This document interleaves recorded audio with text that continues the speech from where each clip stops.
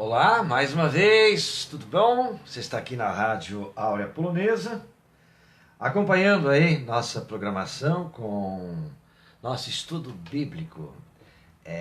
E hoje a gente vai refletir mais uma resposta esclarecedora nessa série aí de programas, 159 programas esclarecedores, tirando dúvidas sobre a Palavra de Deus. Então vamos lá, é o seguinte, estamos no 10º programa com a seguinte questão: o que Deus promete para nós que estudamos a Sagrada Escritura? Vamos lá então com nossa vinheta e depois nossa música legal de tema de fundo aí para nós, ok? Transmitindo direto de Áurea, Rio Grande do Sul, a capital polonesa dos brasileiros para o mundo via internet.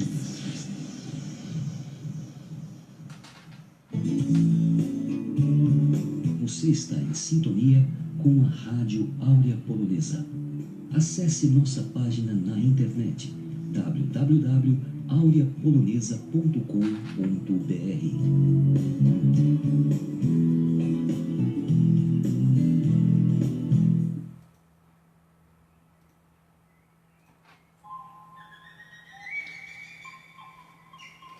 O canto dos pássaros é fascinante para esse nosso momento aí.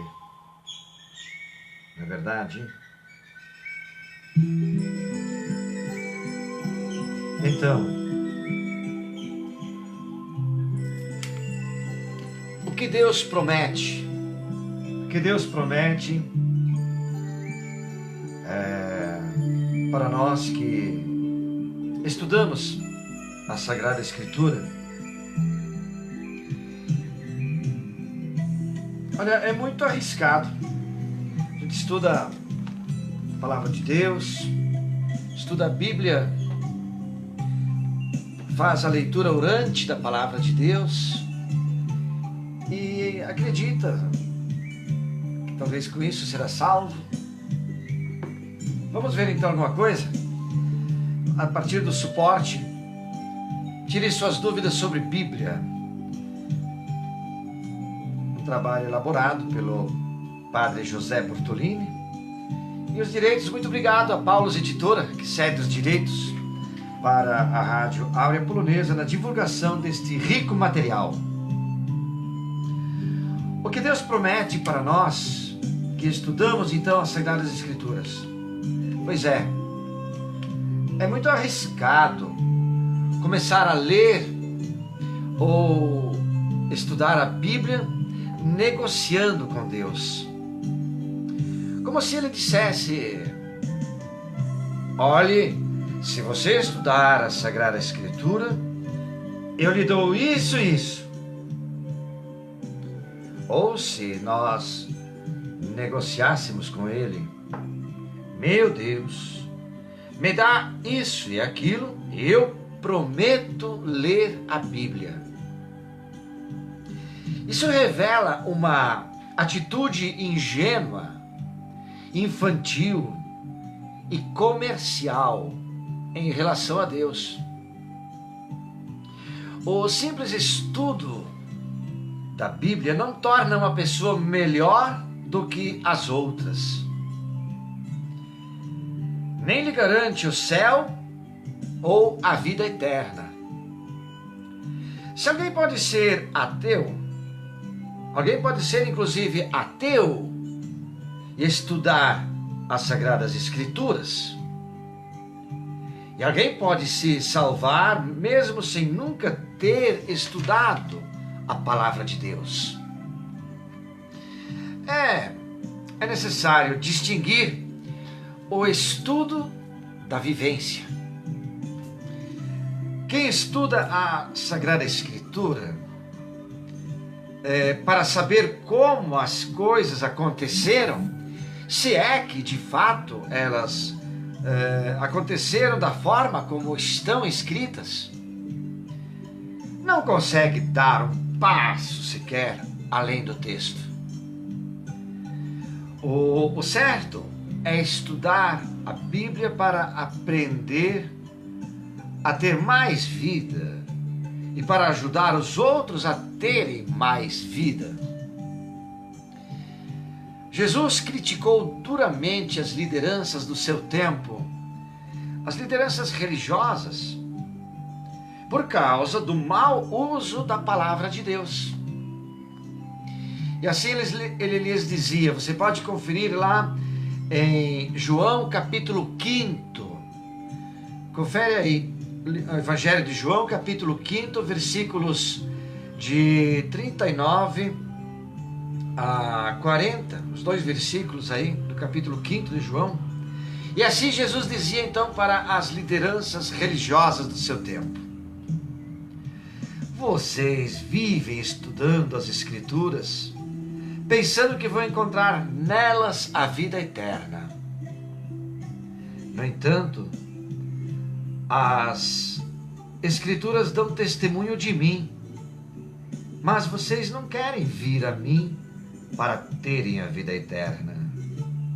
Bom, em outras palavras, para nós cristãos, estudar sem dar adesão a Jesus e a sua prática, por exemplo, seria para nós uma obra estéril, que não leva a coisa alguma, a lugar algum. É o próprio Jesus quem o garante. As lideranças religiosas do seu tempo estão perdendo tempo se estudam a Bíblia sem descobrir que Jesus é o centro dela, a pessoa mais importante em toda a Sagrada Escritura. É a fé em Jesus que ilumina o caminho para a vida, e não o estudo de um texto. É a fé em Jesus, e não esse texto, por mais sagrado que ele possa ser. Para estudar, eu posso estudar o texto tranquilamente, como dizia no início, ancorado aqui em Bortolini. Até um ateu pode estudar a palavra de Deus. Mas, se ele não tem fé em Jesus, de nada adianta. Estudar por estudar, posso estudar o Alcorão, posso estudar o que eu quiser. Eu tenho que ter fé no instrumento central da palavra, que é Cristo.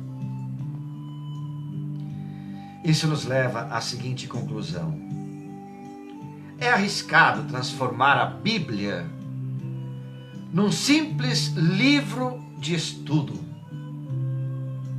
Mais arriscado ainda é submeter esse estudo a uma transação comercial com Deus. Eu li a Bíblia inteira, de cabo a rabo, mereço o céu. Balela, puro blá blá blá. Não adianta ter lido do início ao fim a palavra de Deus e não ter vivido a proposta de Jesus em sua vida. Qual seria então a finalidade do estudo das Sagradas Escrituras? Deixemos então que a própria palavra nos ajude nessa descoberta. E ali você pode pegar o Salmo 119. E muitos são os textos, vários, claro, mas pegamos aí o Salmo 119. São muitos os textos que caminham nessa direção. No 119 nós encontramos assim, Salmo 119. Tua palavra é lâmpada para os meus pés e luz para o meu caminho. Isso mesmo. A palavra de Deus vai iluminando o caminho de todo ser humano. E estudá-la é, portanto, uma luz para os próprios pés. E encontramos um outro texto muito, mas muito significativo, que inclusive há uma canção, há uma aclamação do Evangelho nas celebrações, que é tirada lá de Isaías. Muito lindo esse texto, muito, muito mesmo. Isaías capítulo 55, versículos 10 e 11. Você lembra aquela canção lá? É como a chuva que lava é como fogo que arrasa. Tua palavra é assim, não passa por mim sem deixar um sinal. Estou afônico, mas você lembra essa canção, não é? Olha, então assim, abre aspas, Isaías. Da mesma forma como a chuva e a neve que caem do céu e para lá não voltam sem antes molhar a terra, tornando-a fecunda e fazendo-a germinar, a fim de produzir semente para o semeador e alimento para quem precisa comer, assim acontece com a minha palavra que sai da minha boca. Ela não volta para mim sem efeito, sem ter realizado o que eu quero e sem ter cumprido com sucesso a missão para a qual eu a mandei. Que lindo esse texto, gente. De Isaías, capítulo 55, versículos 10 a 11. Confere lá, em sua Bíblia. Marque bem esse texto. E veja se de fato também em tua vida esse texto entra e te transforma. O que transformou até hoje em tua vida este texto? Ou continua na mesmice a vida? Ah, porque sempre foi assim. Então está na hora de mudar. Se sempre foi assim, está na hora de mudar, porque não existe pior coisa na vida da gente do que a rotina. Sempre foi assim, tem que ser. Não, pode tirar o cavalo da chuva. Tem que mudar. Quando você começa a dizer que sempre foi assim, é porque você não tem capacidade de progredir, não teve. E está na hora de ter essa coragem, ir avante, deixar que a palavra de Deus também transforme suas relações interpessoais. E mudar de vez em quando é bom. Ah, mas sempre foi assim. Então, se sempre foi assim, desculpe, água parada dá dengue. Não é?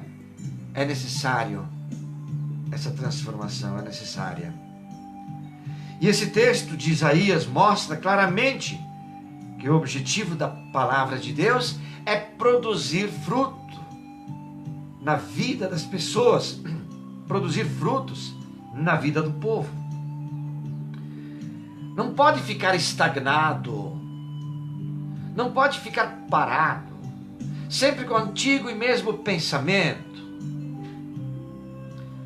Sabe, aquela coisa mofada, desbotada, sem brilho, fosca. Não, é como a chuva que lava, precisa lavar, tomar um banho da glória de Deus, tomar um banho da sua palavra, levantar a cabeça e transformar as mentes e realidades, sair da mesmice. Porque quem vive do passado é museu. É claro que a tradição nos deixa muita coisa interessante, mas é necessário progredir, aprender com as lições do passado, para viver um presente frutífero. E no tempo em que esse texto foi escrito, o fruto desejado e a seguir realizado foi a volta do exílio na Babilônia. Pela força da palavra, o povo de Deus readquiriu liberdade e vida. É mais uma prova de que a Bíblia arrisca se tornar um livro como qualquer outro quando não é posta em prática. Finalmente, vamos ver também um texto que foi visto lá no capítulo 8º, no nosso 8º programa, nós vimos isso. E hoje vamos retomar, como também será retomado esse assunto no capítulo, na gravação do 14º capítulo desse nosso estudo, que está lá na carta, na 2 Timóteo, capítulo 3, versículos 16 e 17, anota aí, 2 Timóteo, capítulo 3, versículos 16 a 17. E nessa segunda carta a Timóteo, assim nós finalmente encontramos um outro texto. Abre aspas. toda a Escritura é inspirada por Deus e útil para ensinar, para refutar, para corrigir e para educar na justiça, a fim de que o homem de Deus seja perfeito, preparado para toda boa obra. Fecha aspas. Segunda carta a Timóteo 3, de 16 a 17. Temos aí 4 verbos de ação. Ensinar está diretamente ligado à catequese. Refutar está diretamente ligado ao discernimento.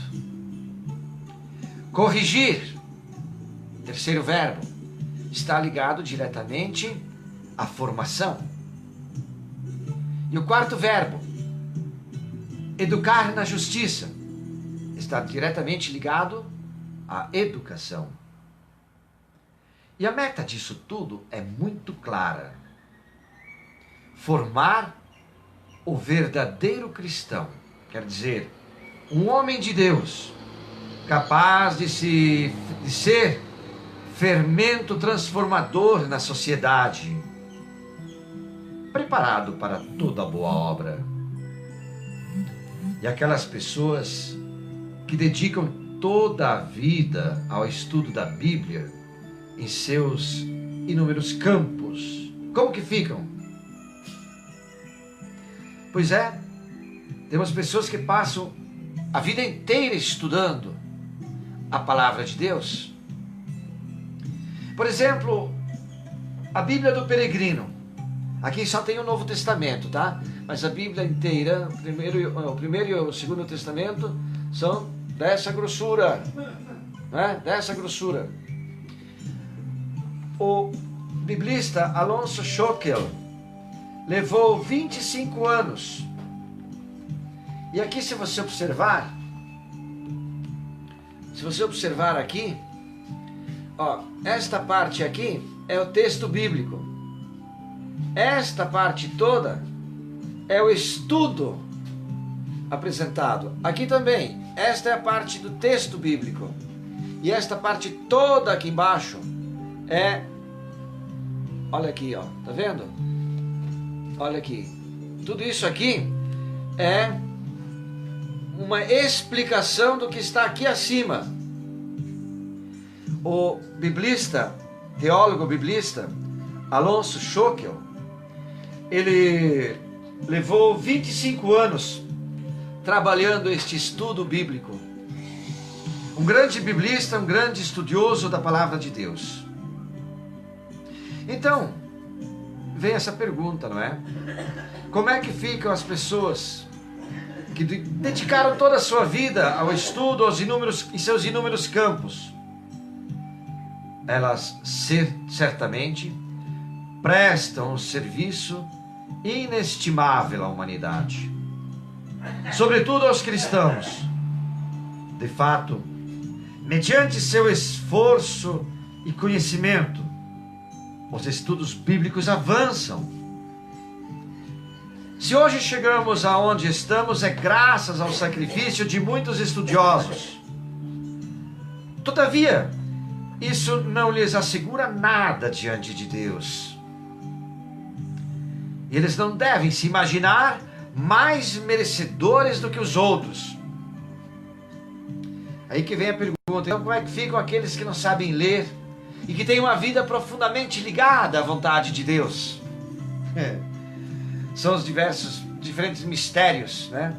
Mas graças a Deus temos essas pessoas que nos oferecem essas ferramentas para melhor compreender a palavra de Deus.